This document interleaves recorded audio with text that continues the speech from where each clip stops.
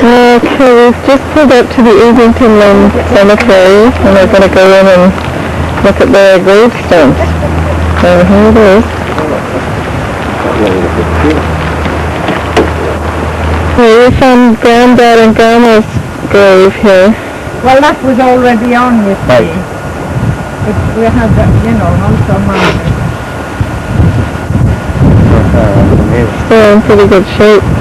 Okay, this is, I think this is my mom's cousin, Robert Mon Nelson. And I think he's the father of Tom Nelson, Thomas Harding Nelson. Okay, this is Mom's friend Lizzie Lostrom. He married George Scott. He married George Scott. Oh, that's it. Bella. Uncle Jack's wife, Bella, Aunt Bella. Yeah. It says, in loving memory of Isabella Jean, beloved wife of John Mon, died July 9th, 1957, aged 54 years. Also the above John Mon, who died October 24th, 1965, aged 69 years. And also their grandson, Cyril James, who died September 18th, 1947, age 2. I think it's 47. Yeah, we have this one at her. My Granddad Nelson's eldest sister was who? Jane Ann. Aunt Jane Ann. She married Ralph Coates. And he was named after great-granddad, Ralph Nelson. And he went on to Ralph Mon. Oh, Ralph. His grandfather. Oh, a different Ralph? There's a Ralph Mon? Ralph Coates is just a bit older than you, Kenny. The Ralph Coates that played football. England, that's right. Played football for England. He was a bit older than me. Yes, well, it was Aunt Jane Ann. What was his name? Oh, that was his, their son? He played for that team I done, so... He started at Burnley. You did? He went from Everton. He went from Everton because we both played for Everton. Yeah, he played for Burnley. And he went down to... And then from Burnley he went to Tottenham.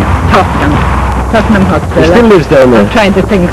Yeah, because he used to go to my mum's. And he has sports shops. He has 2 sports shops down there. He used to come to my mum's because to ask her questions about his mum and dad. Yeah, he always came to see him. He used to call her Aunt Meg. Yeah. Yeah. And he had the... Yes, he did. He had the rubbish yard in the cool way. And Dad had it.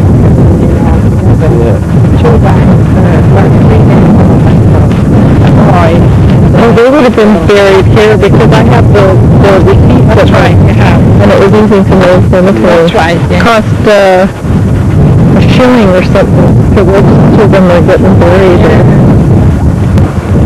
This is the only cemetery in England. Yeah, so they're buried down at that other end. This is for standing at the Washington Cemetery, and that's Easington Lane off in the distance. Replaced the original Lost Guns Bishop, which was the one that became Scott. Yes, Scott. Scott. That's right. Now it used to be on the main street here, but then when it burnt down and they built them the new one, this is the one that replaced it. Okay, when you get closer to the corner, and then the school directly opposite. Yeah. That's the school that my dad went to when I was originally in school. Okay, so get back on it. Fish and chip shop. Nobody, just my dad. Auntie Martha, You're turning off the right. and my dad, and your dad. Say that again. Now, what's over in that direction? Directly in front of us now, that is where Eleanor Colliery was. Yeah. Okay. Straight in front of us, this was all part of Eleanor Colliery. So they've reclaimed the land? Yeah, it is now a golf course. Is it? Okay. Yeah. Oh, is it? That's a golf course now. Yeah. Okay. Oh, this is where we left? This is where we lived. I thought that looked familiar. Okay. Number 70... 78, 76, 77, 74, 78. 77 we were born. Right, 77, 74, 78. That was the order in which they lived. So if I go down and if we go down, I'll go down and turn around where the colliery, where the mine actually was. Yeah. And then we can see if there's anywhere where we can stop. Okay, nice and slow. place. So we're heading down Granddad and Grandma's Nelson's housing area. They started off in 77, went to 74, then to 78.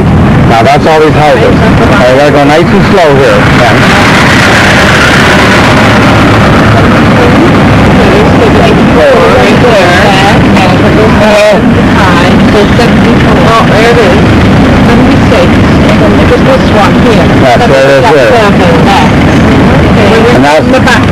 And that's the house that I moved Grandma out of in 1972 when I came here to move her to the other housing project. So Mommy used to say she'd never live on a hill again. And this is, we're going down into Alamo Vale. Okay. Oh, and she used to tell me about... Now we're headed down towards where the mine was. The tree at the field and the tree across the way. So right now you'd be almost in the pits. Oh, there's a pub. Vale, the house. No, these were the mine that's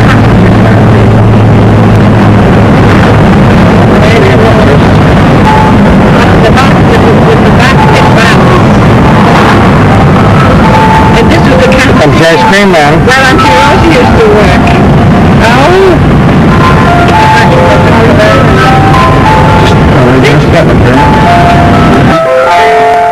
This is the actual... Let's point to what he was talking about. Okay, just a sec. Sorry. Now I zoom in and shut some music. The big building here in front of us. Yeah. Wouldn't it be better outside? This was the old, the bathhouse.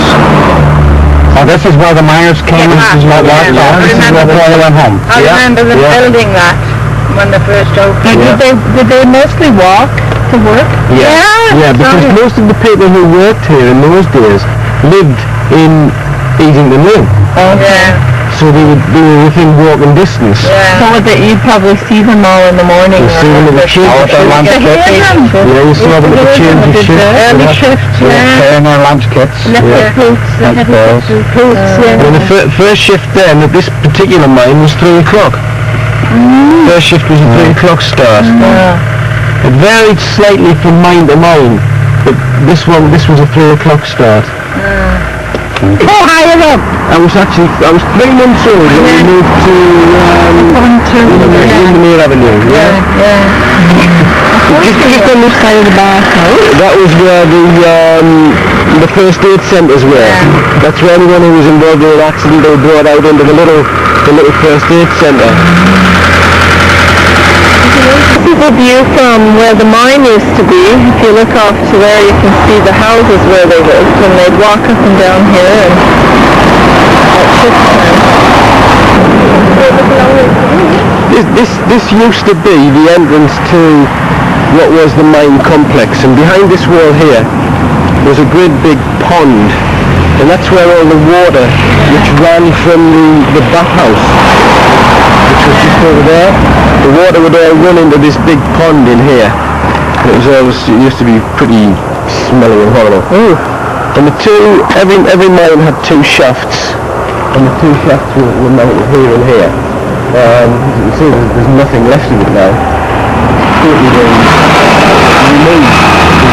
I believe the bathhouse they used for some form of like small industries. Most of the cooks have kept the room.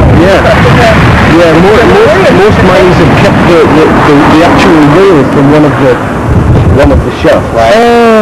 And the mountain, but they haven't done it. I thought it would have been on this piece. That's actually wood. Left hand side there. That was the colliery manager's house.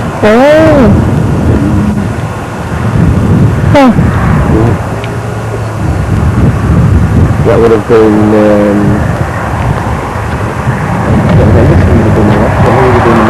Just eat at the canteen here. That became more popular later on. On the old days, I guess. That was the managers. Did they come up to eat? No. Once you went down to start your shift, you stayed down. So what's the chance of the fire? It's just a core here somewhere. Not a lot, I wouldn't think. Huh? First one, right there. No. Some old rotten brick. This is cool. Nope. I'm locking them. Well, my dad took me down here when he was a deputy. So he used to go down. They had certain shifts on a Sunday when there was no coal being produced and the mine was just dead as it were. But they still had to go down and make sure the pumps were on because of the water. Right. So my dad actually took me down on one of these what they used to call pump coverage shifts. So let me have a look. And I think the whole idea of that was he used to put me up to make sure that I never went down the mine. Yeah. Well, I actually did. And I worked at Black Oil, and I was 4.5 miles out into the sea. As an engineer by trade, and I did that for just over 2 years. This was the first shift. The ambulance room, as it was called. I see. Now, do you remember any mining disasters here? Or? There was no Major one. No. Well, that's good. Uncle Ernest said he remembers somebody getting their leg cut off. Yeah, well, things like that used to happen quite regularly. Did they? And this was, they would cut out of here, they would cut out of the back of the bats, as it was known. And they walked up to there, and that's when the shaft was up there. Right. That's where they went down. Before they put these trees in here, you used to be able to see all the way down the lane. And that was the way the miners would come in. They'd come in this way.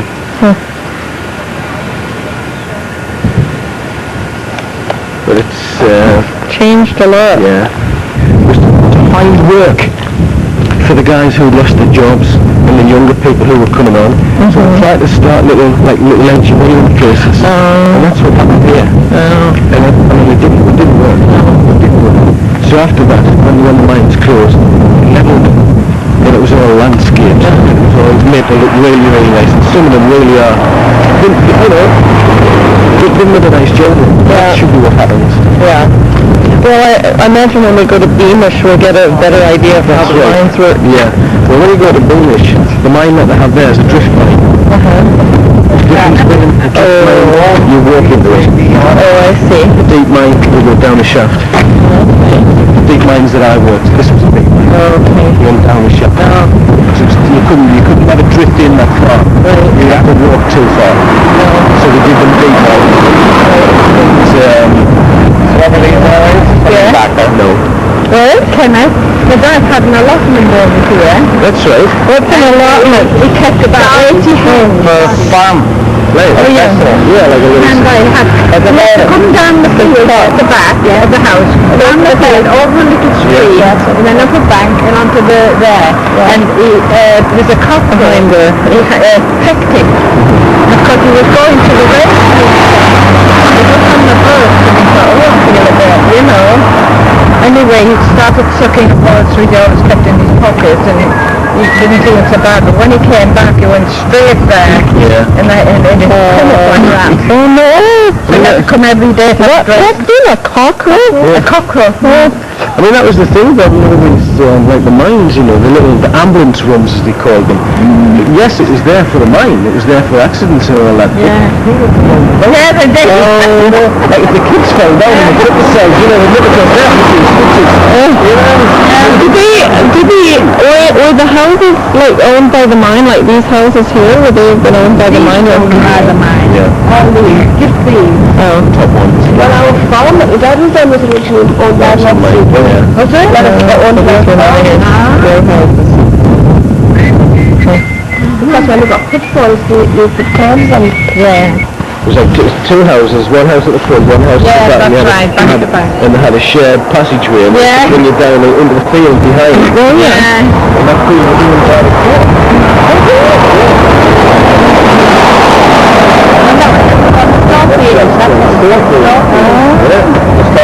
Because the co-op, everybody was there to it as the store. Yeah. You owned that field, so it became known as the store field.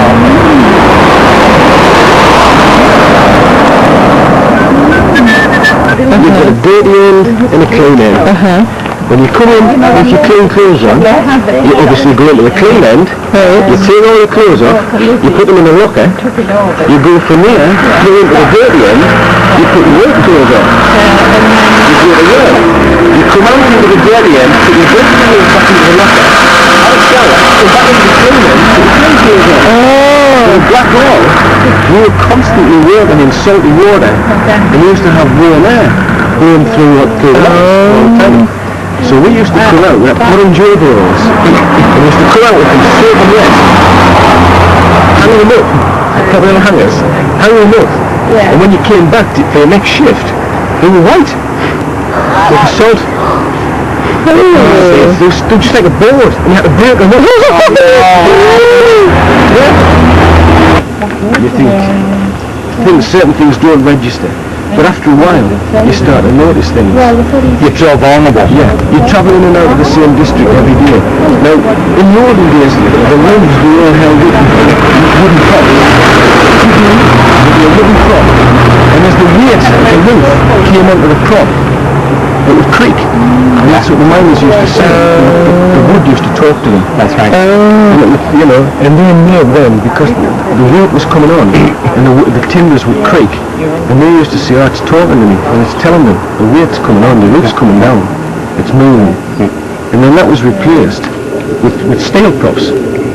They didn't talk, they just buckled. So after a while, when you're going in and out of the same district all the time, you would think to yourself, let's move. And we used to notice these things. Things which originally you wouldn't take any notice of at all. After a while, you started to look at these things and you think, that's moved. And you can see how things twist and bend. And you develop that sense. And where we worked, there was different areas which had what they call post stone, which was a very, very hard, flat stone. Now they would stay up without any support at all for sort of hundreds of metres of this flat roof, post stone. But when it came down in one look. And you'd be working and you'd be conscious all the time of the white dust. And the dust, we used to say the dust's talking to us. And that's the difference, where you had the wooden timber, the timber used to creak and groan. And you used to listen to the timber, and you used to watch the dust. And if the dust was coming down, then you'd think, that's a little bit too heavy. And you'd move. And I actually worked in a district where I was putting, it was a new area that we were just developing. It was a new coal face that we were opening up. And we were putting pipelines in, because there was a lot of water. And we were putting pumps in to draw the water out. And I was working under it was a 14-inch wheel on this valve. And I don't know what did it. Just again, it's instinct. I felt the dust, the powder, coming down. And it just brushed against the side of my face. And I moved under the wheel, you can imagine it was about that size. And I just moved underneath the wheel and there was a little scoop came down. Hit the top of the wheel.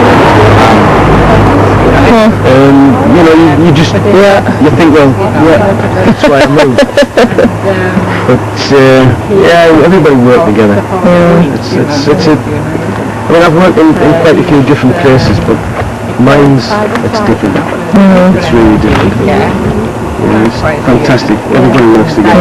We're a brotherhood. You've got to.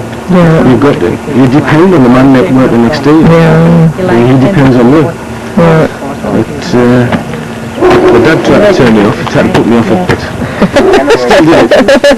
I still do it. And I'm glad I do it. I wouldn't give that up.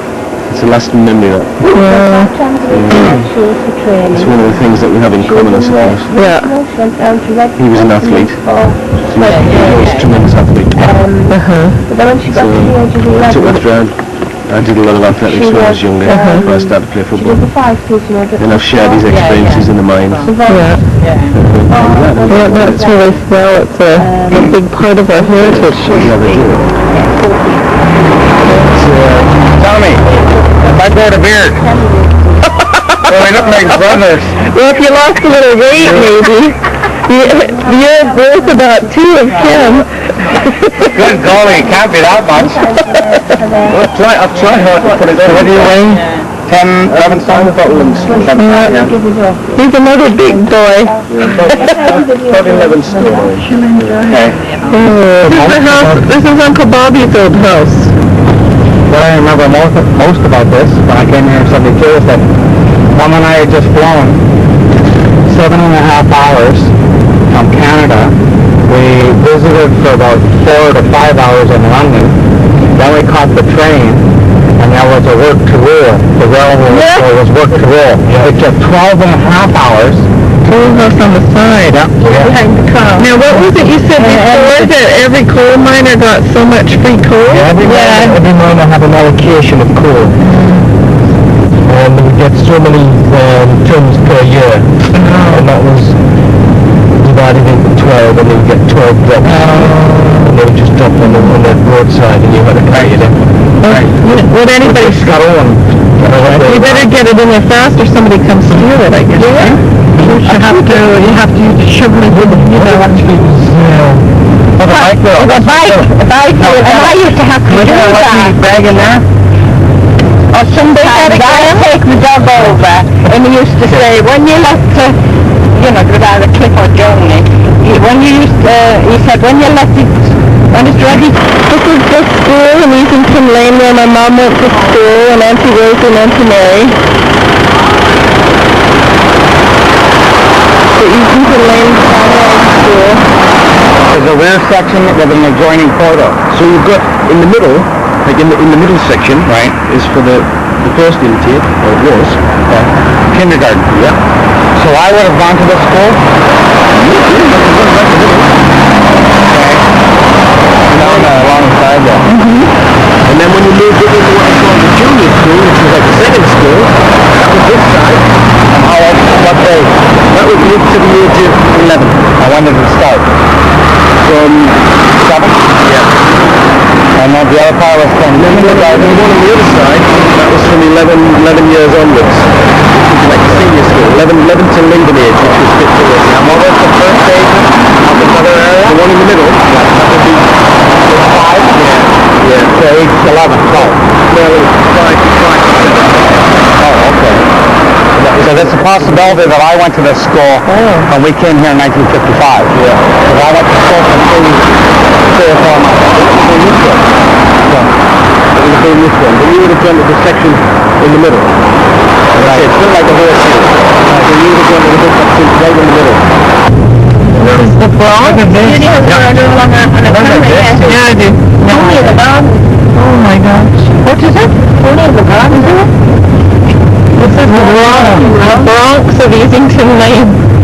Oh, look at these. All the windows boarded up? Yes. And there's actually people living in some of them. And not paying rent. That's right. I've read about it now. They wait till they look out and then they lock them out. Oh, it's a pit farming. Hang on. Is it? Oh, look. Oh, look at that. Look at the little pony in there. There's a little pony back there. Yeah. So is this a real rough area? It's a really rough... Oh, that's okay. We can take them. Used to be a bigger area. This is where I was brought up and looked after myself. Yeah. Well, if we were...